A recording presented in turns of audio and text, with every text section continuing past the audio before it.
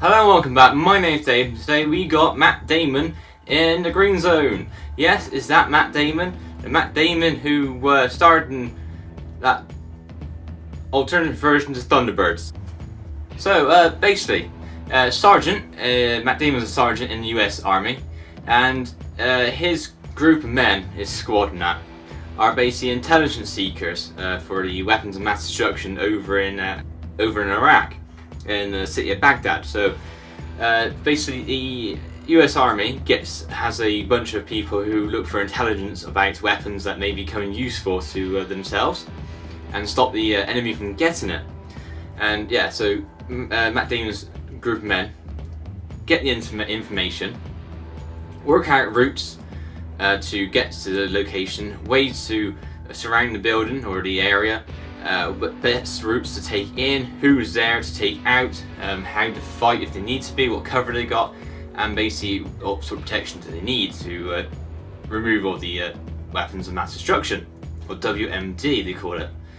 And of course, quite a few times there's bogus reports and information coming to them, and they go to these empty warehouses quite a few times. And it gets to a point where they get pretty bored and then get ordered to dig up IEDs in the main square of a town sort of thing, in the city. Later on, a bit like sort of in time, there's a Iraqi bloke, they call him Freddy, and he spots some high-profile targets, some blokes in nice suits, walk into a building for a meeting. So like a few guards, around the building to try and keep them hush, don't come in here. Anyway, Freddy goes to the happens to be Matt Damon's group of men and says there's a group of high-profile targets in his building. We need to go take it out. So they Matt Damon's squad pack up and move out whilst they're digging up the road, without any command of order of command, or any officer telling them to do this. He just said, right, we're going, pack up, let's move. So later on they get to this place, they surround it and they break in and basically gun down a lot of people.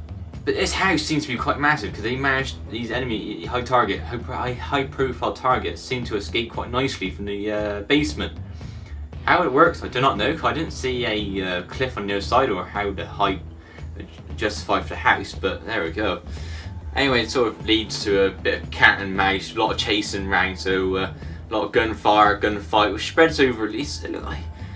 I got the impression it lasts a good couple of hours because it's quite dark by the time the Damon catched up with the target, the main men. You may see Matt Damon in the Bourne films, and he does that same sort of acting he does. It does that quite stern face, but very not very much emotion. It's very straight to the point, rather mercenary type thing. That sort of I'll chase you down, shoot a few times, and kick a few, punch a few people. That sort of idea. It's a good film. I quite thoroughly enjoyed it. Not only I own it on DVD, I own it on my iPad as well. And when it came out, I was quite into this film. It's rather well filmed as well. The way they go around the explosives, the way they got the helicopters, the jeeps, uniforms, all the guns. The locations are very nice as well, and the buildings are all quite damaged, blown up. How? I don't know. I don't know if they actually film location, because I've not watched any of the special features on this. So there is special features, so it'd be quite an action-packed film for you, along with a few documentary items on the back of the same disc. So nice simple case actually. You got Matt Damon there on the front, as you usually get, with a bit of fire and Green Zone. So he's the main person in all this. And the back's pretty nicely set out as well, very nice and simple. Bit of dust, desert dust, text, special features, and the usual pictures on the bottom for the usual credits, the film owners and runners and sponsors and all that. So inside's pretty bland when you get the DVD and the case. DVD is completely different to the front cover, which is quite amazing. I don't know why, but they've gone that direction. So you got Matt Damon there again. So yeah. So you get the same director, like from the Bourne Supremacy and the Bourne Ultimatum. So it's quite handy. So you get the same.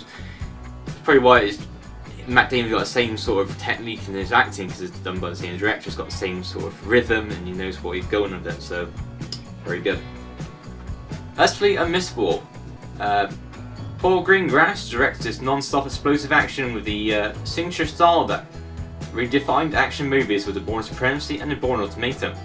This is before the third Bourne film came along, I believe. Time, 2003. Place, Baghdad. The mission to locate weapons of mass destruction hidden by Saddam's regime. Chief Milner, it's basically Sergeant, leads an elite army team of about a squad of about 6 or 7 guys. Searching for WMDs, instead they uncover a deadly conspiracy of murder and deception reaching all the way to the top. As Milner hunts through the covert and faulty intelligence that either clears a rogue regime or escalates the war into an unstoppable region, he discovers that no one can be trusted and the deadliest enemies are those who claim to be on his side. It tells you a bit about the film there, but not a whole lot. It also, the fact that this is a news agent girl, I know she works on the web, she's got sort of connection to it as well, trying to find a certain person who happens to be the guy on the enemy, the main high profile target, and of course her ex, or her current husband, whichever way it is, can't remember, her chap, he's on the inside, he keeps slipping her information, but she wants more but he won't give more, so you got to keep all on the low down. And then you get some other guy, big guy, sort of giving his 2 cents worth and starts giving some cash out and trying to get some details on that if he wants help. You know, he must be pretty high sort of in the ranks to try and get some kind of leeway sort of thing. So overall, really, this I quite enjoy, a very good film, and this is quite a good film. It's very exciting, it's well edited, well filmed, rather well coordinated as well. It's rather different, but it's the same sort of styles of Matt Damon films. He gives quite a good performance. The other actors seem to be a bit on the old backside of things sometimes. It feels that they don't get a good enough part. But overall, it's a really well done film. And yeah, I do recommend The Green Zone by Matt, well, not by Matt Damon, but with Matt Damon. So yeah. So thank you very much for watching, and I'll see you next time. Bye bye.